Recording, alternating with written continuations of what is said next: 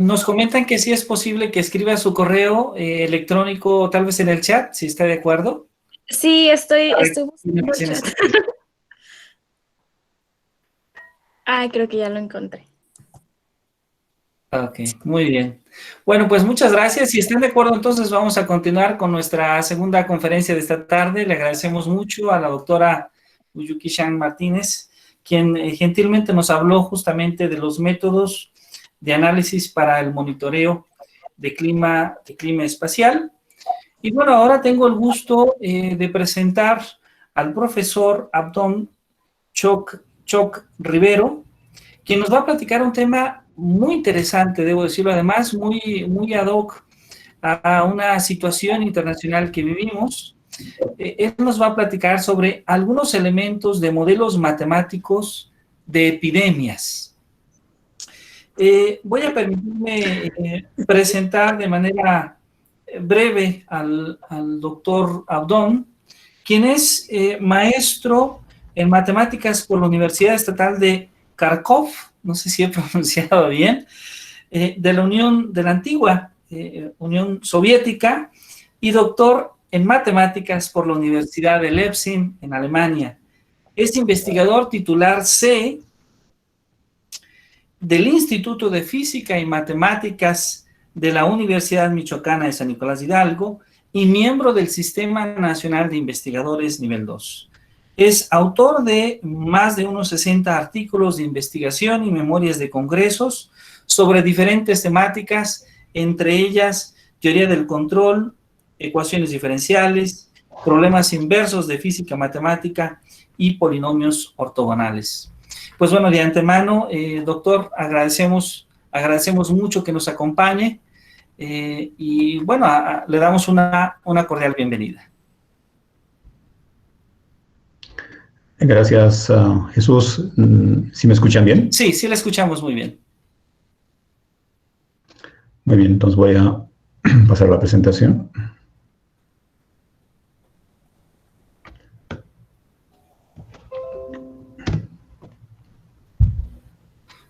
¿Sí se ve bien? Sí, sí se ve muy bien. Muchas gracias. Ok, muy bien. Bien, sí, bueno, nuevamente gracias Jesús y a los organizadores por la oportunidad. Bien, como decía Jesús, vamos a hablar sobre modelos matemáticos de epidemias, enfermedades infecciosas. Y vamos a remontarnos algo en principio sobre algo de historia. Vamos a hablar sobre el modelo de Nadia Bernoulli. Este modelo fue el primero modelo escrito en un artículo publicado en el siglo XVIII. Y vamos a hablar sobre el modelo CIR, que es famoso, bastante hablado en estos días, y algo de las estrategias para mejorar la salud pública. Y al final voy a presentar un trabajo que hicimos con unos colegas sobre el COVID en México, desde el punto de vista de teoría de control óptimo.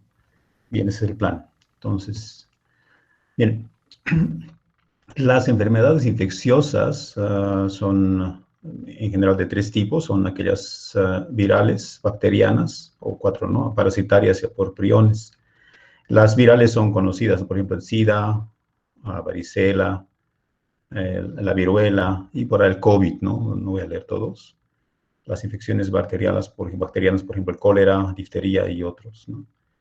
Y así, ahí, digamos, son enfermedades infecciosas. Y el modelo del que vamos a hablar ahora los modelos que vamos a hablar ahora pueden abordar estas enfermedades infecciosas.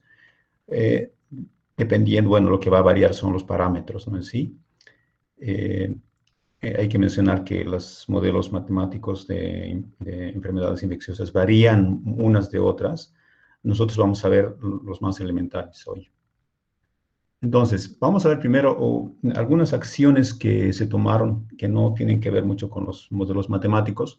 Históricamente hay una historia conocida, hay un hecho conocido, que se trata del hecho que el doctor John Snow, en 1854 en Londres, él pudo detectar, si ven ustedes su mapa por acá dibujado a la derecha, en Londres, un sector de Londres, y él pudo detectar pozos de agua de los cuales la gente tomaba el líquido vital y enfermaban. Entonces, bueno, la causa era que estos pozos estaban anegados de suciedad, incluso de inmundicia, etcétera. ¿Por qué? Porque en esos tiempos Londres no era una ciudad limpia como ahora al revés, ¿no? Ahora tenemos mucho más cuidado con la higiene. En esos tiempos esa situación no se veía como ahora. Bien, entonces bueno, el enfoque que quisiera observar es que observando, como este doctor John Snow lo hizo, mirando las causas, mirando hacia la gente, y con detenimiento viendo los casos, pudo detectar en una zona determinada de Londres, los pozos, como había mencionado, de esta manera, él pidió que esos pozos se cerraran y la gente se alivianó, ¿no? De alguna manera, ¿no? Entonces, un hecho importante. Y bueno, ¿no? Bueno, ahora otro dato tal vez curioso y de cómo se puede atacar una infección, sucedió al finales de 1959, inicios de 1960. Se trata de un caso que ocurrió en la Unión Soviética y, bueno, recientemente lo están recordando algunas personas que se dedican a estos hechos. Aquí abajo está el link, para quien quiera ver, aquí abajo está el link, el material sobre este hecho. Bien, se trata, así en corto, este personaje que vemos aquí en la parte superior izquierda era un pintor conocido de la Unión Soviética y él podía viajar libremente por países y había viajado a India y trajo de allá la viruela. La viruela había estado vigente en la Unión Soviética 30 años atrás del hecho de la fecha que estamos hablando. O sea, entonces, hasta esa fecha había gente que no se había vacunado y bueno, este personaje llegó y se sintió mal y luego empezó el trabajo de los médicos en el aspecto de que detectaron que él tenía viruela y ¿qué hicieron? Cerraron todo Moscú a todos los personajes, todas las personas que tuvieron contacto con esta persona y otros que tuvieron contacto con él, a todos los lograron encontrar, así nombre, o sea, persona por persona, a todos los sospechosos los cerraron bueno, los invitaron a visitar y quedarse algún tiempo en hospitales, etcétera, y cerraron Moscú completamente. Entonces, ¿a qué va este comentario? Es el hecho de que, digamos, si ocurre un inicio de una epidemia, como era el caso un elemento, una posibilidad de abordar este problema es con medidas extremas, como este caso. Pero bueno, en nuestro medio no es posible porque vivimos en un país democrático y esto no, digamos, es más complicado. Pero, digamos, este hecho muestra que en regímenes más ordenados y algunos dirán autoritarios, sí fue posible hacer esto y es un hecho histórico que en 19 días erradicaron, digamos, la epidemia, ¿no? Que había empezado ya en Moscú. Bien, ok. Y luego el gobierno soviético pudo vacunar y, digamos, ya tomó las medidas necesarias. Ok, viene abajo, bueno, acaba en una imagen a la izquierda, en la parte derecha superior ven una imagen de los médicos de ese tiempo. Aquí abajo en la parte izquierda se ve la imagen del hospital en ese tiempo. Y abajo en la parte derecha, inferior izquierda, derecha, aquí que lo estoy marcando, es actualmente este hospital, se llama Botkin, que actualmente es uno de los encargados, es un hospital especializado en infecciones, donde actualmente están atendiendo a personas con COVID, entre otros hospitales que tienen por allá, ¿no? Ok, bien, es un comentario como una curiosidad. Ahora veamos de modelos matemáticos. En general, los modelos matemáticos son una traslación de problemas o fenómenos que aparecen en medio científico o tecnológico al lenguaje matemático. Ajá. Y mediante el análisis teórico y numérico se pretende entender mecanismos que rigen el fenómeno en cuestión o el estudiado. Y aquí va un algoritmo, más o menos aquí va un esquema de cómo funciona. Si, digamos, tenemos una enfermedad infecciosa, esto pasa, podemos utilizar algunos conocimientos de medicina y proponer un modelo matemático y de ahí se hace un algoritmo. Podemos trabajar con estadística, y digamos, poder determinar parámetros y de esta manera generar un modelo matemático el cual después se puede, digamos, utilizar, se puede elaborar, se puede, digamos, ver ya la solución de este modelo matemático. Generalmente la solución de estos modelos matemáticos se hacen con software porque a mano difícilmente se puede resolver. ¿Bien? Ok, ¿por qué? Porque generalmente las ecuaciones de las cuales vamos a hablar más adelante, incluso lo más sencillo, son no lineales, es decir, son complicadas para resolverlas así a mano, sin un software, sin un programa. Bien, entonces, bien, ahora habíamos comentado que vamos a hablar de Bernoulli, pero junto con él había, en su tiempo vivía, y bueno, vivía y se manifestaba como matemático de primer nivel, D'Alembert. Entonces, vamos a hablar de Bernoulli, pero Bernoulli tuvo algún incidente, bueno, algún desentendido con este matemático francés D'Alembert, en el sentido de que Bernoulli envió el primer artículo que mencionaba sobre enfermedades infecciosas en 1760 y no lo publicaron hasta seis años después, mientras que este D'Alembert, que estaba en la comisión de la academia, publicó otro trabajo en el año siguiente, y de ahí, digamos, un pequeño hecho, digamos, no muy a favor de D'Alembert, ¿no? Bien.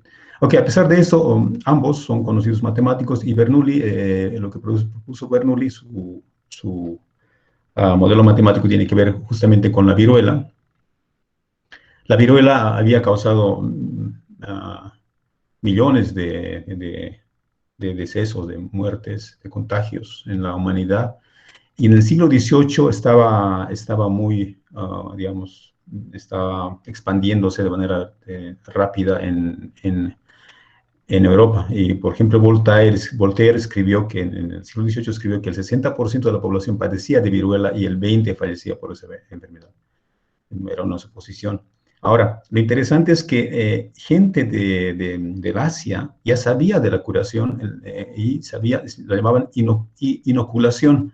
Es decir, tomaban aquí está por escrito, consistía en introducir un hilo de seda impregnado de pus tomada de la pústula de viruela de alguien que sufriese la enfermedad. Es decir, se contagiaba así a propósito, ¿no?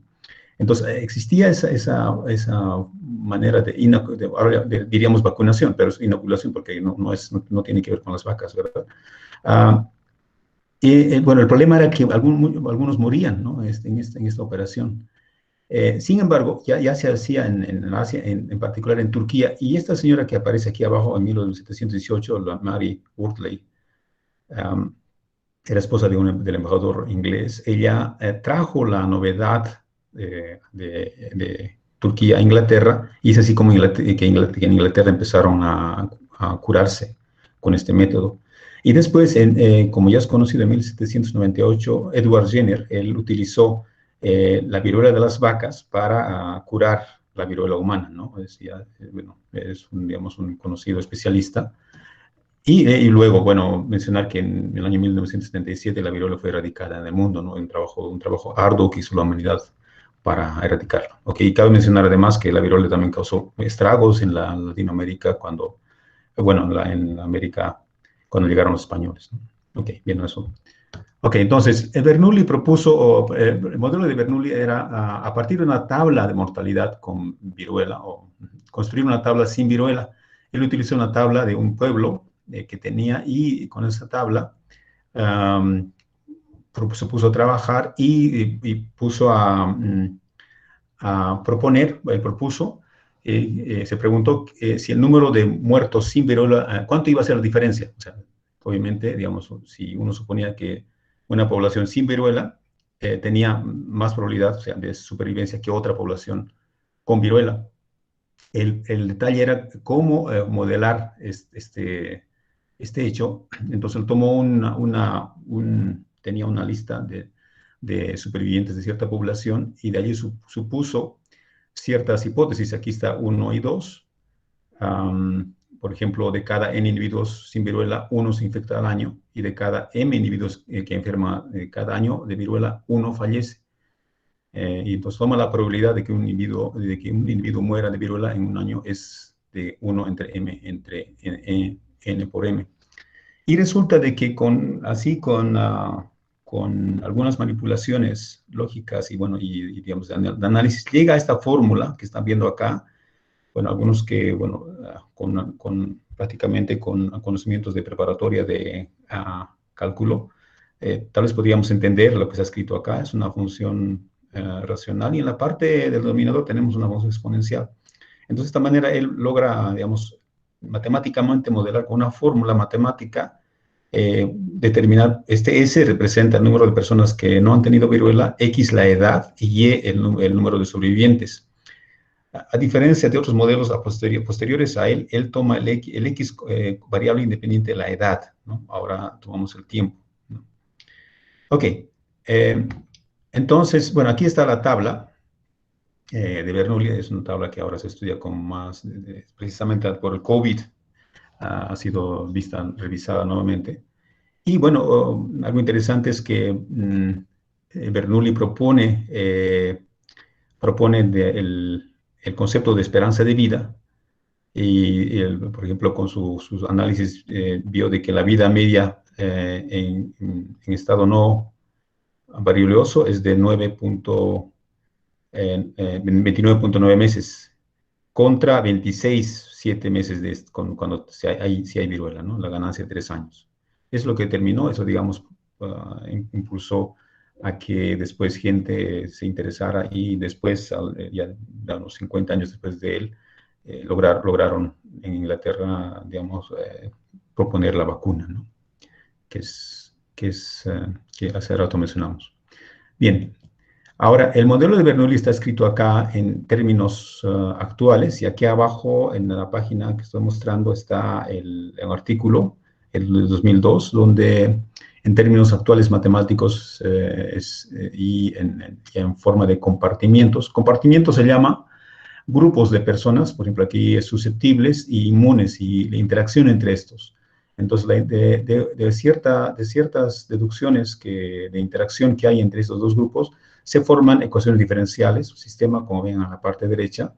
No voy a hablar mucho de las cosas técnicas, pero el hecho es de que, bueno, aquí lo que tenemos en la parte derecha es cierta relación que hay de estos grupos inmunes, y en la parte izquierda de estas ecuaciones vemos el cambio respecto de la edad, ¿no?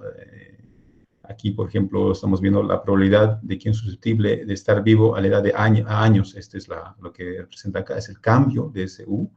Y abajo es de B sobre DA, sería el cambio de probabilidad de ser inmune y vivo, ¿no? Entonces, de estas relaciones justifican en términos actuales lo que hace rato mencionamos.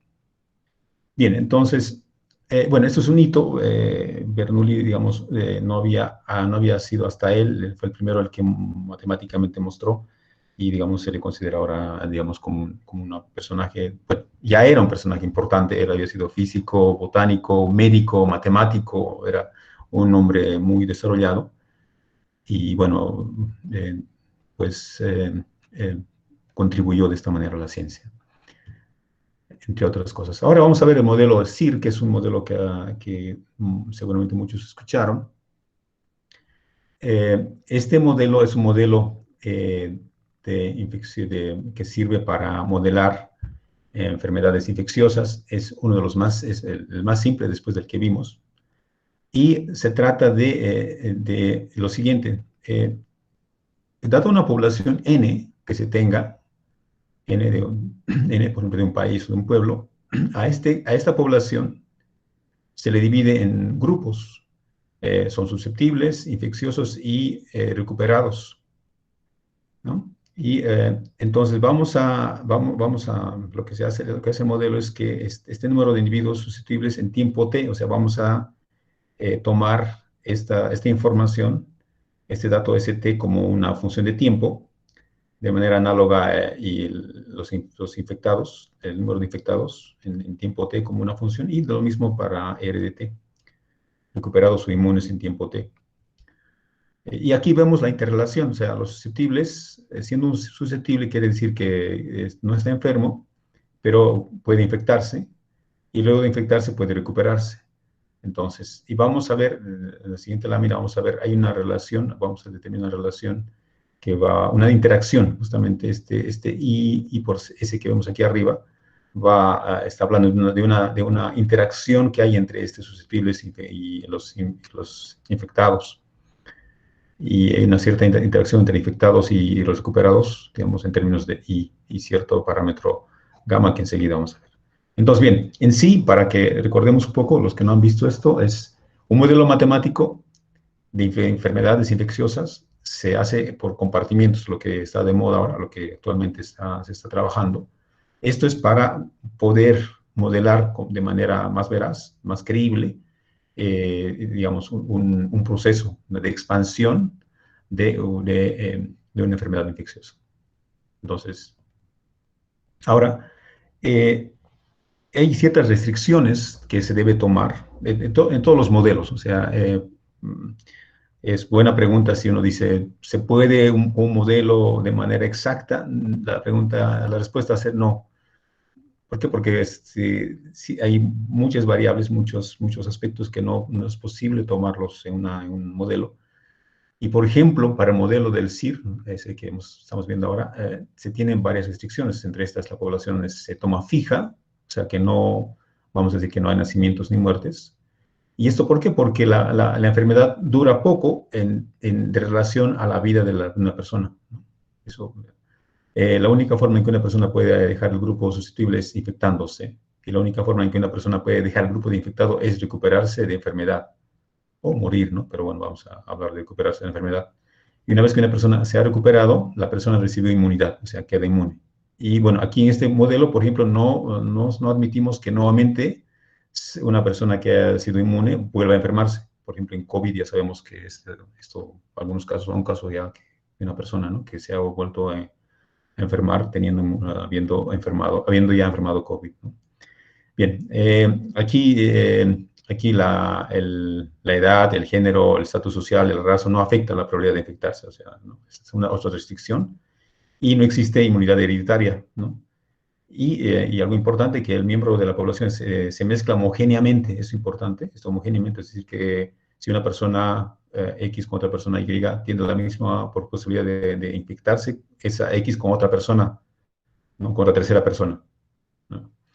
Ok, entonces son restricciones, digamos, fuertes que se toman, pero bueno, sí sirve el modelo. Y acá vemos el modelo matemático. Aquí, a ver, espero que, bueno, este modelo es simple, pero bueno, sí, digamos, desde un punto de vista para personas que no trabajan con matemáticas, tal vez no es tan sencillo, pero bueno, fíjense. En realidad no es nada difícil. Aquí había dicho, esto es lo que pasa, lo que aparece en la parte izquierda de estas igualdades es el cambio, es como la velocidad del cambio de esta S. Esta S es, recordemos que S de T es el número de susceptibles, entonces es el cambio de esto, o sea, cómo cambia ese número, es aquí, es igual a cierto parámetro beta, y beta, aquí vamos a llamar el parámetro de transmisión de la enfermedad, ¿no? Cierto parámetro, cierto número. Y beta multiplicado por 1 entre n es el número de población, ya dijimos que n es fijo, y s multiplicado por i.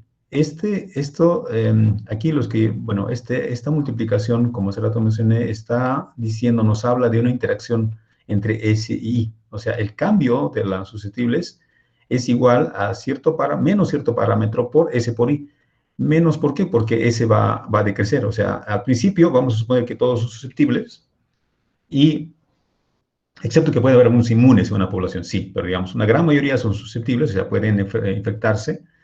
Y claro, lo que va a ocurrir es el cambio va a decrecer ese número de susceptibles. Algunos se van a infectar, entonces por eso aparece el menos aquí.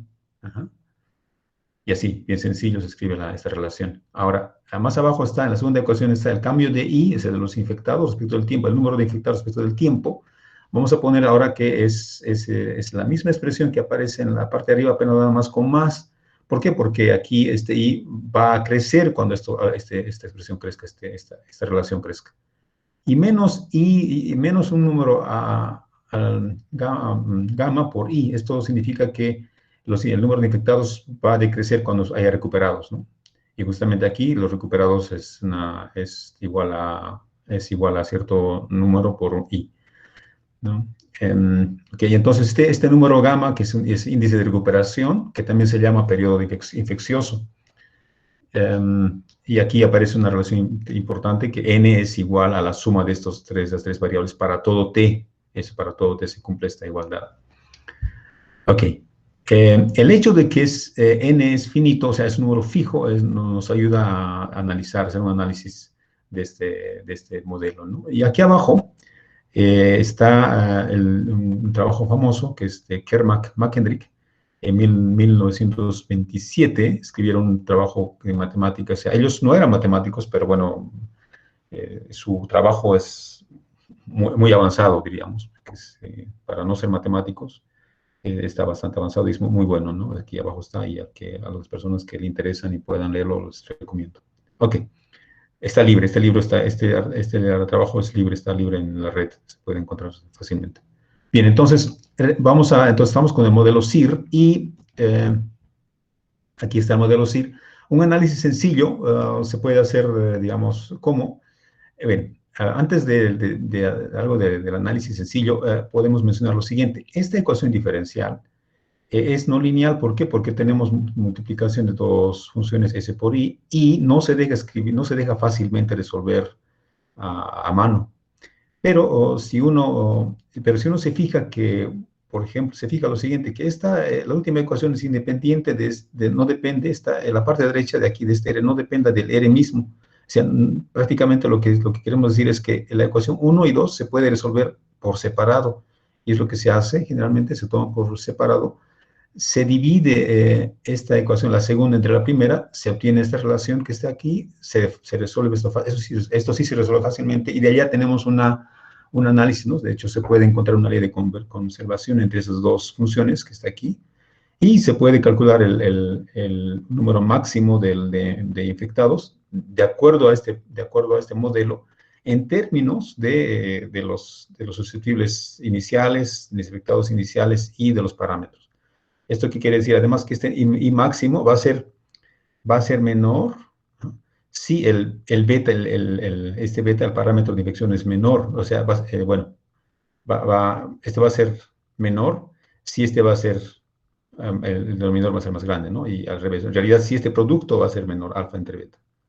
Ok, bien. Es un pequeño, bueno, no voy a hablar mucho de matemáticas, no es para que le interese.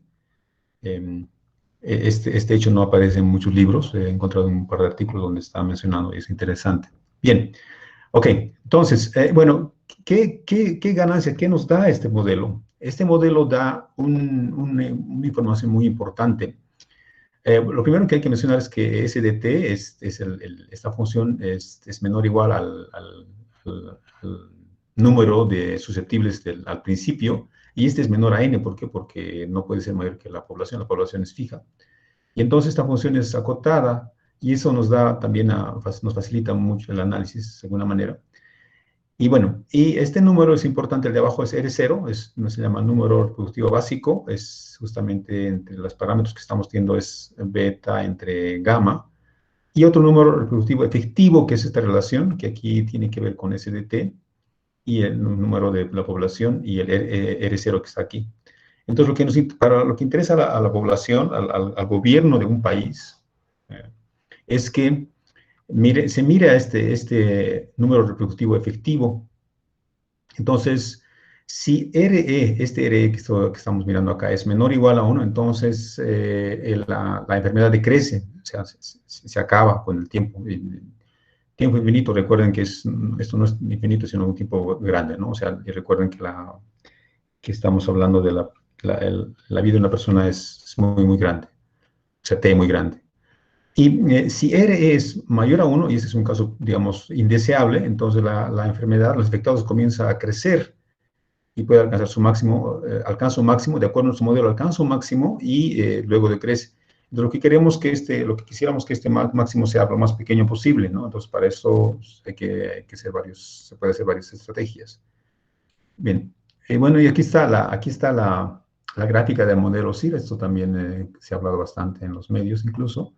Aquí vemos con verde está la función de los susceptibles en tiempo. O sea, primero empieza, digamos, si tomamos una población de 50.000, pues empieza prácticamente en ese número y va bajando, ¿no? Hasta cierto número. Con rojo están los recuperados. Primero son prácticamente cero y luego van aumentando. Y los azules, que es tal vez lo más importante para nosotros e interesante, es los infectados, ¿no?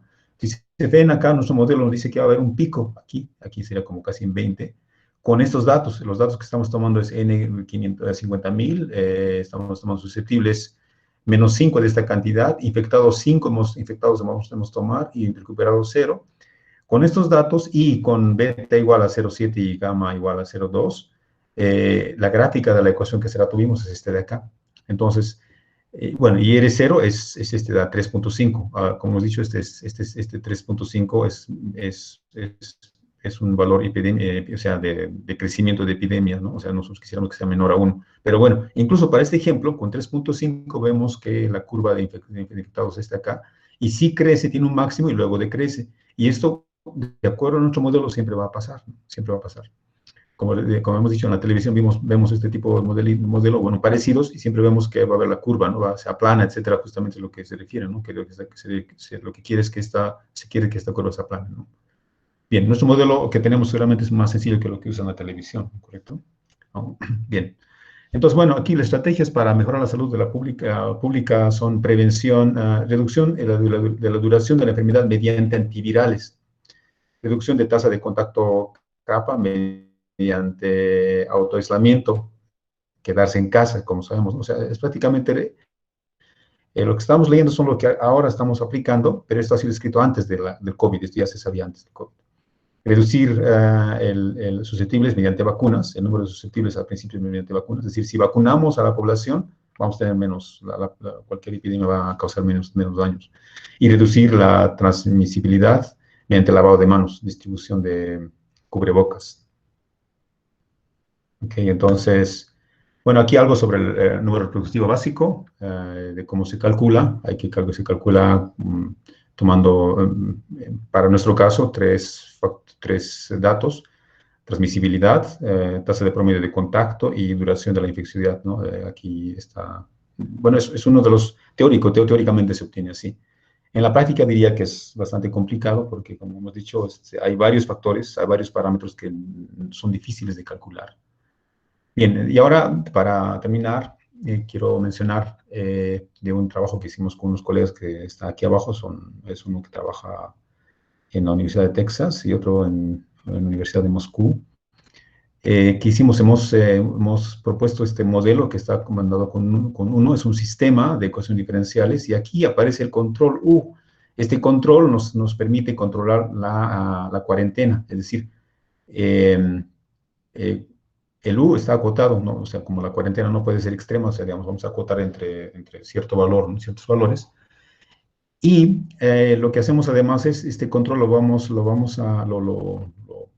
conectamos, lo asociamos a un funcional, es decir, algo que mide, pondera ciertos valores.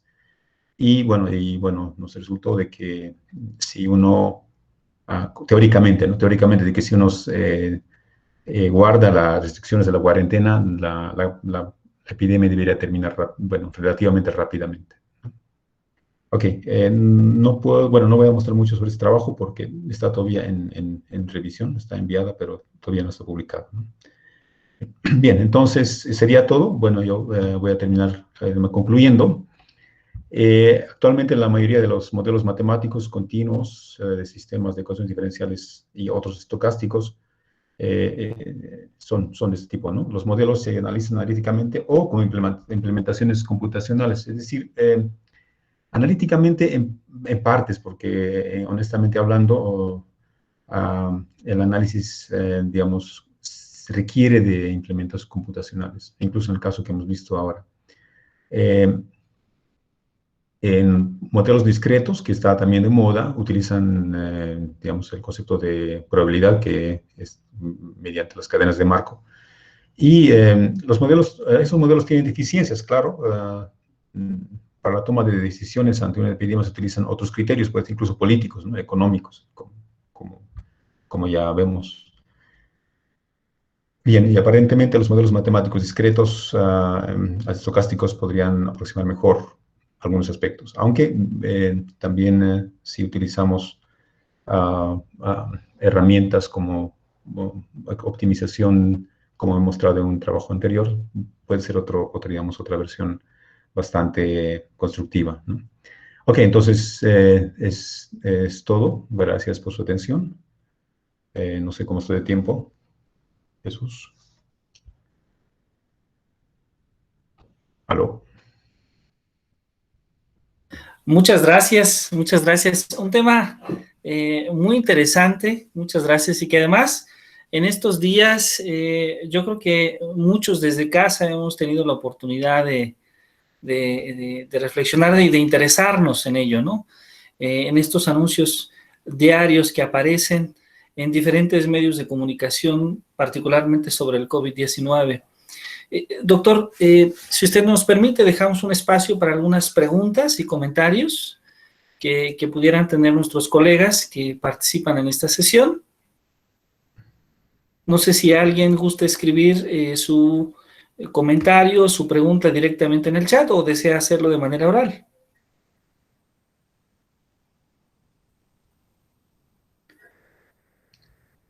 Bueno, yo sí tendría una pregunta, si usted me permite. Sí, claro, claro. De hecho, hace unos cuantos días, en las noticias en México, había una especulación sobre la participación no recuerdo el nombre del ciudadano que está al frente de la epidemia, solo recuerdo su apellido Gatell, del doctor Gatell, que... sí, sí. Entonces, la pregunta es, ¿cuál sería su evaluación del manejo de la pandemia en México, directamente desde la práctica? Es decir, porque pareciera que entre la propuesta del presidente y otros opuestos políticos, hay como que dos grupos, ¿no? Quienes están a favor del presidente, que dicen que ha tenido un manejo exitoso, y quienes dicen que ha sido terrible este manejo. Pero a mi modo de ver, en los dos casos hay como una carga más política que realmente con argumentos científicos. Desde su perspectiva, ¿cuál sería su respuesta a ello? Bueno, no, digamos, la opinión que tengo es que los modelos matemáticos digamos, son incompletos. Entonces, difícilmente un grupo, de hecho son tres grupos, según entiendo, los que están o estaban apoyando al doctor López-Gatell. Son grupos fuertes, por lo menos dos de ellos son uno del CIMAT, otro del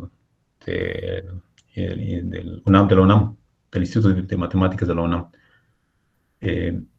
Entonces, lo que quiero mencionar es que los modelos que vivimos, o sea, es lo que vemos nosotros, no los prepara solo él, no los prepara López-Gatell, los prepara grupos de matemáticos. Ahora, incluso siendo así, muchas personas que, digamos, podrían preguntarse si esto realmente es cercano a la realidad. Y sí, fíjense, había comentado que, yo con unos colegas hemos hecho un trabajo sobre la expansión del COVID en México. Debo admitir que no nos fue posible encontrar los parámetros que requeríamos. Entonces, lo que hicimos es, estudiamos modelos, poblaciones parecidas en India, ¿no? Digamos, donde sí aparecían esos datos, en Europa, etcétera. Bueno, hemos mezclado y hemos encontrado un medio promedio que más nos parecía y hemos utilizado los promedios, ¿no? esos parámetros. ¿A qué voy? O sea, el detalle es que no hay información fidedigna.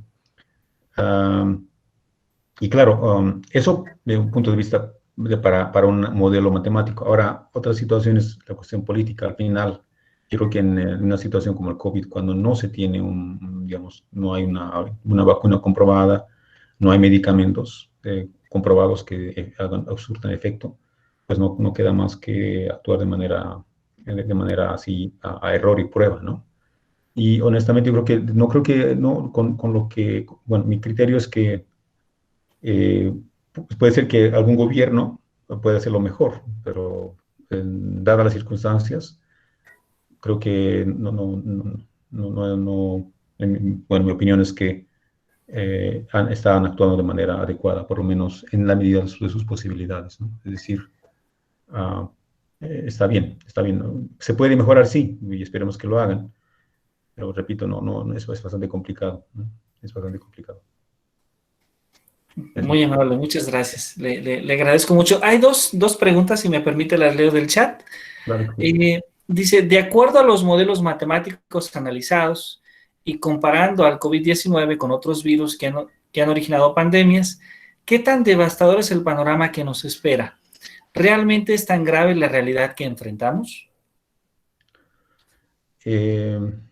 No, bueno, si comparamos con otras epidemias que han habido en la historia, como la peste negra o la viruela que hemos hablado,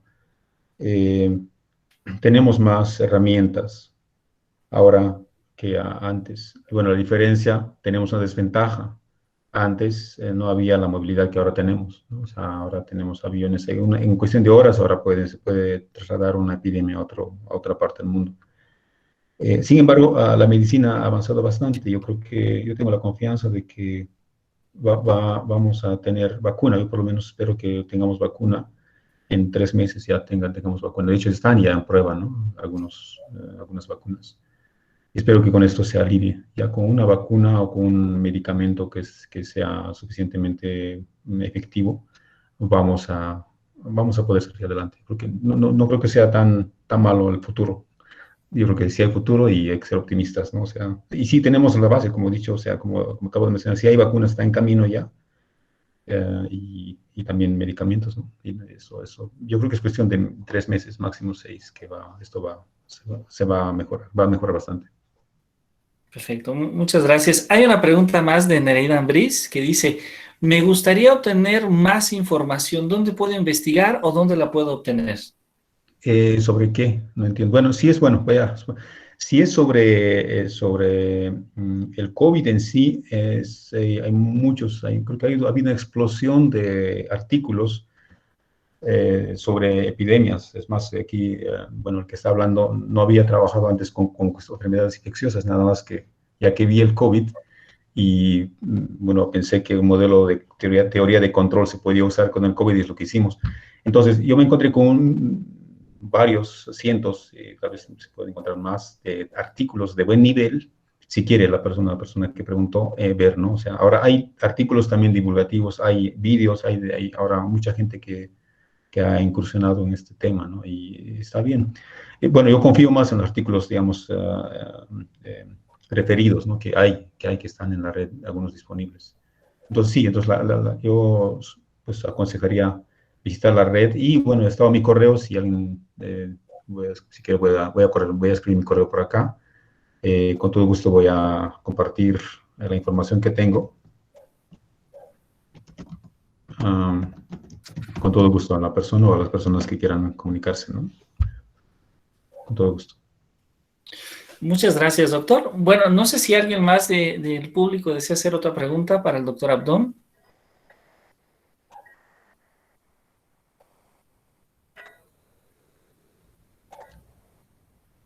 Bueno, ya escribió el doctor Abdón justamente su correo electrónico, ya aparece en el chat. No sé si alguien más tenga alguna pregunta de su conferencia o comentario.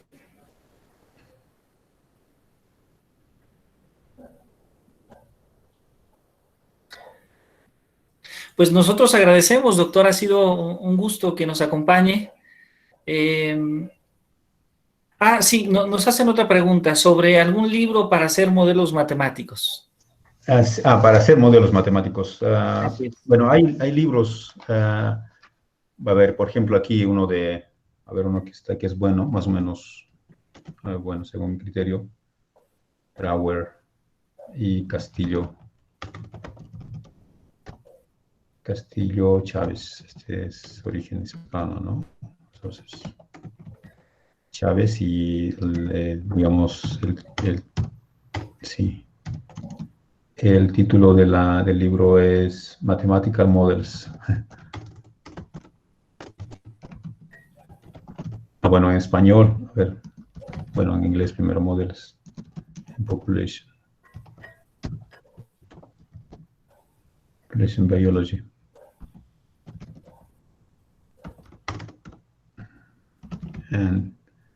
Ya, ok, así punto a punto. Este está en es Springer.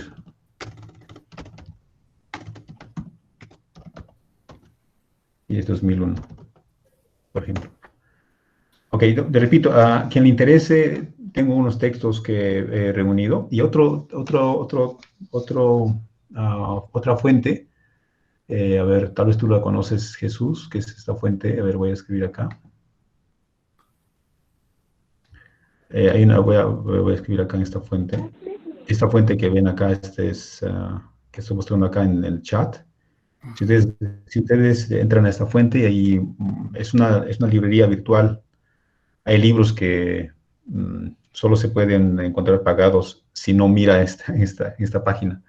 Es interesante, hay libros, entonces si escriben epidemiología van a encontrar varios libros, etc.